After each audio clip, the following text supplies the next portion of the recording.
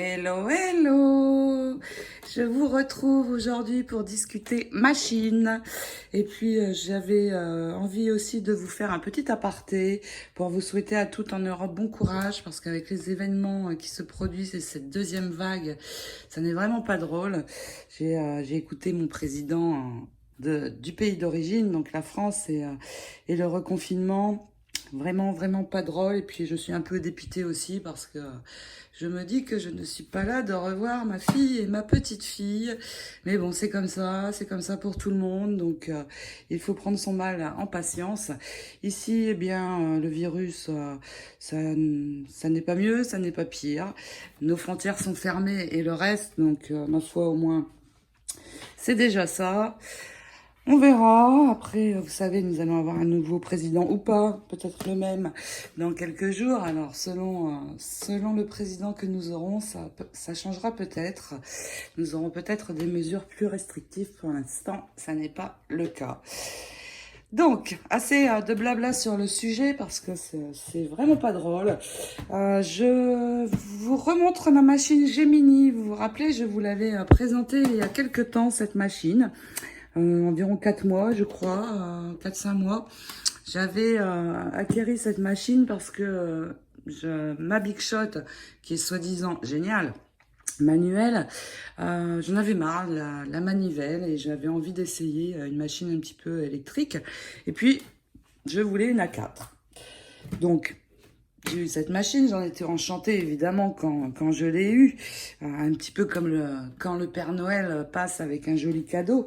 Et puis à l'usage, je vais vous donner mon ressenti.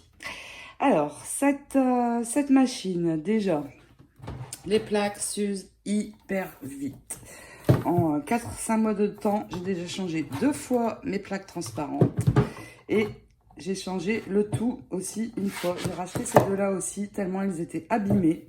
Donc là, vous les voyez toutes belles, toutes neuves, parce que je les ai changées. Mais ça ne va pas durer, parce que vraiment, vraiment, elles s'abîment vite et je suis très, très déçue. La plaque A4, le format A4, alors... Pareil, au début, je trouvais ça génial. On s'amuse, on remplit toute la plaque.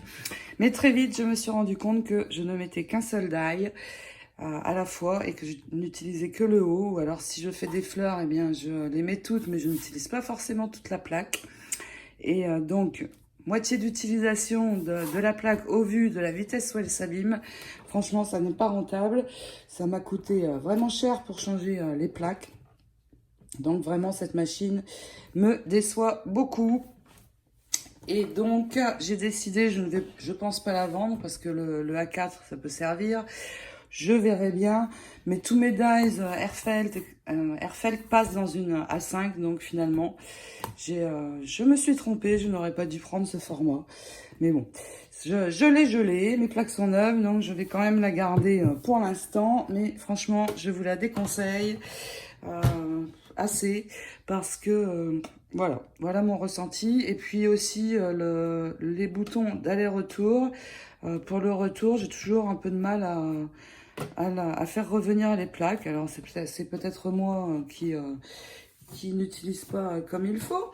Si vous avez des retours sur le sujet, n'hésitez pas à me les partager, ça m'intéresse de savoir ce que vous en pensez pour celles d'entre vous qui l'ont.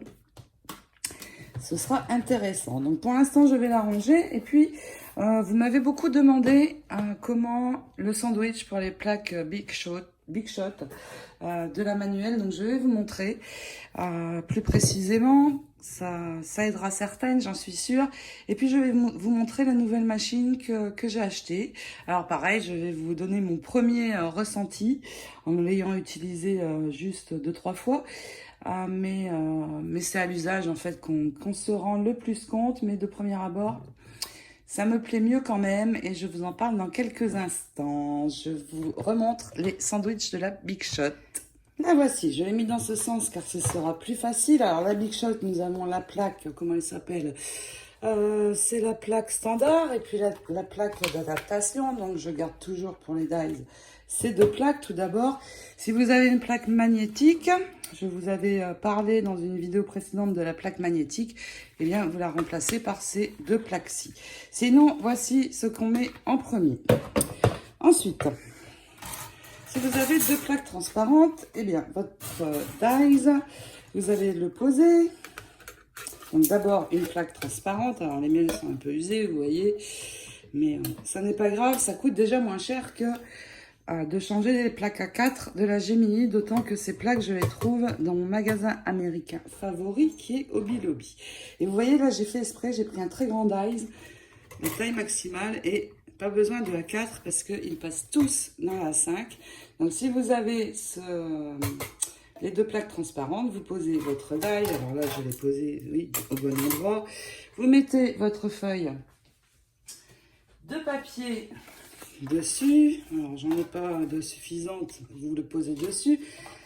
Et puis, vous mettez votre seconde plaque transparente et hop, ça part dans la machine. J'ai également une plaque chromée. Alors là, par contre, la plaque chromée, c'est génial. C'est celle-ci. Elle remplace une plaque transparente.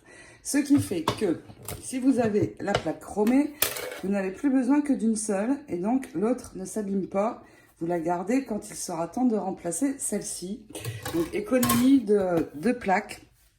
Et là, si j'ai la plaque chromée, eh bien, je mets ma feuille de papier. Je pose mon dies à l'envers dessus. Parce que cette plaque ne s'abîmera pas. Donc, pour attacher mes dies, pour qu'ils ne bougent pas. Alors, sauf si j'ai la plaque magnétique qui les tient parfaitement en place. Mais attention aussi, parce qu'avec l'usage, elle s'use très vite. Si je n'utilise pas la plaque magnétique, pour qu'ils ne bougent pas, je les attache avec un morceau de scotch qui permet de délimiter quand on peint les murs. On trouve ça en magasin de bricolage. Rayon peinture, et je les attache sur mon papier tout simplement. Donc cette plaque-ci, vraiment, je vous la conseille. Je l'ai depuis au moins 1 an et demi. Elle est un petit peu sale, mais absolument pas abîmée. Et du coup, je fais des économies de plaques transparentes qui, elles, s'usent. Mais vraiment, vraiment génial, parce que de ce fait, comme je vous l'ai dit, j'en ai une de rechange. Donc vous voyez mes grands dies, machine à 4, pas vraiment intéressant je trouve pour les dies Airfelt, parce que ils passent tous ici dans une à 4. Alors bien sûr, et là il faut tourner la manivelle. Pour les moldes, on me demande souvent les moldes, comment on les utilise. Pour les fleurs, j'enlève tout.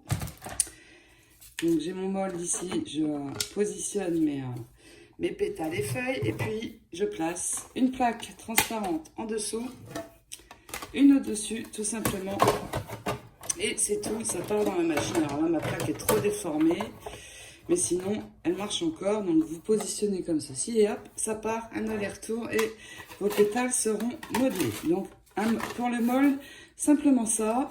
Alors si vous avez comme moi la plaque métal, eh bien je mets la plaque métal en dessous, ma plaque transparente au-dessus, et c'est pareil. Donc j'enlève tout et je ne passe que ceci.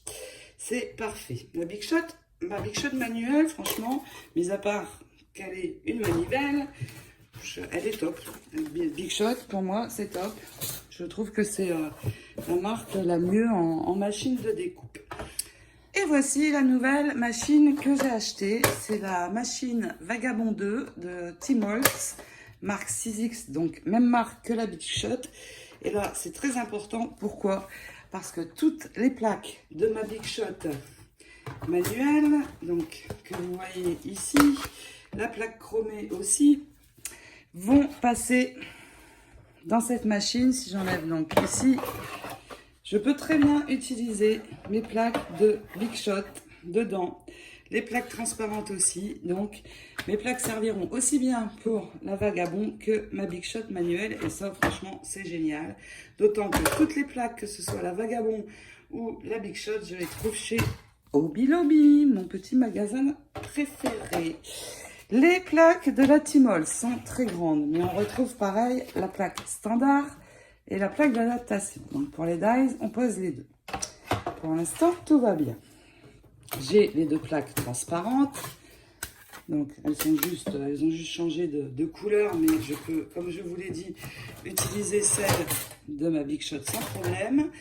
Je peux aussi utiliser ma plaque chromée dans celle-ci, pas de problème non plus. Donc vous avez vu, cette plaque-là est très grande, mais j'utilise juste mon format A5 classique, oui, avec mes plaques transparentes. Et au niveau des dailles, c'est la même chose. Si c'est la plaque transparente, eh bien, je le mets, la coupe face à moi, le papier au-dessus, la seconde plaque et hop, ça passe.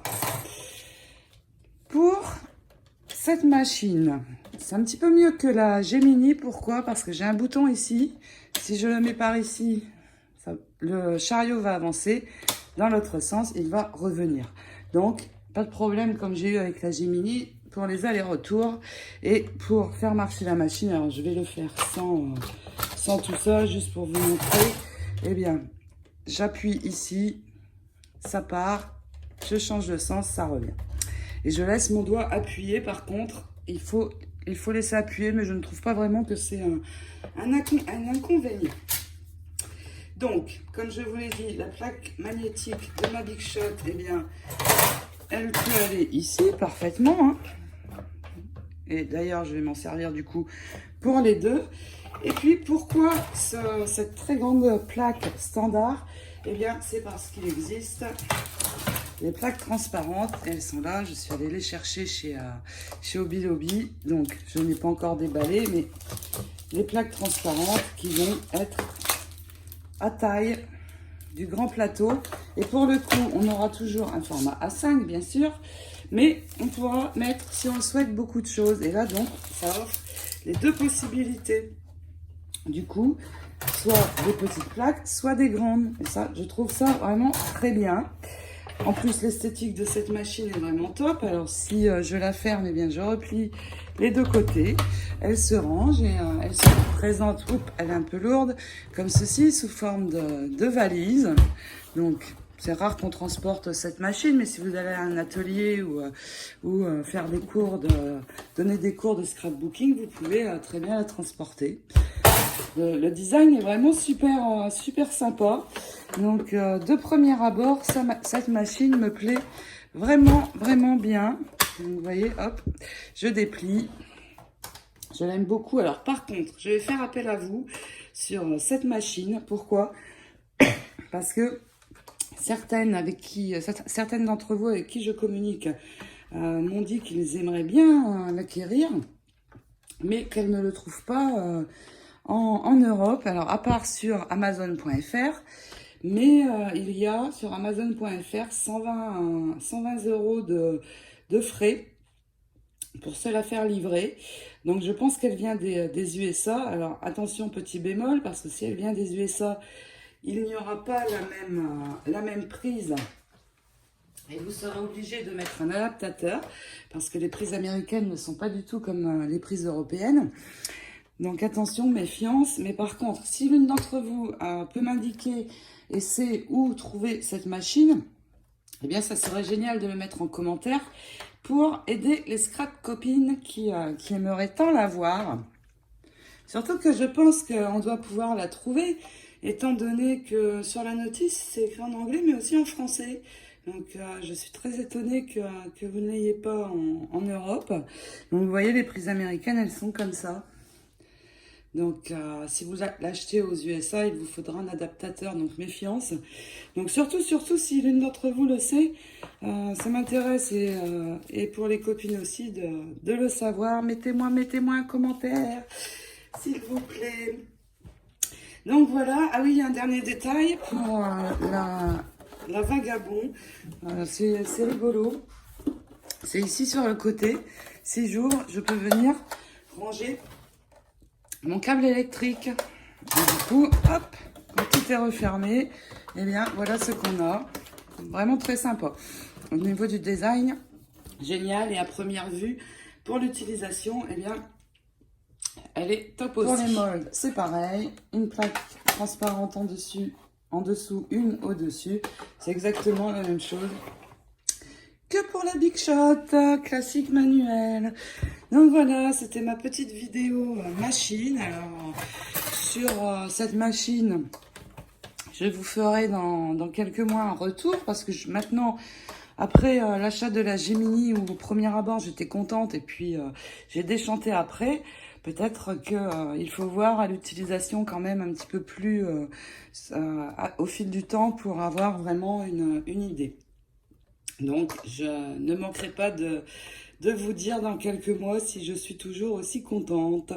Voilà, et bien je vous souhaite à toutes bon courage pour les confinements selon les pays qui redémarrent. Je vous fais plein de gros scrap bisous.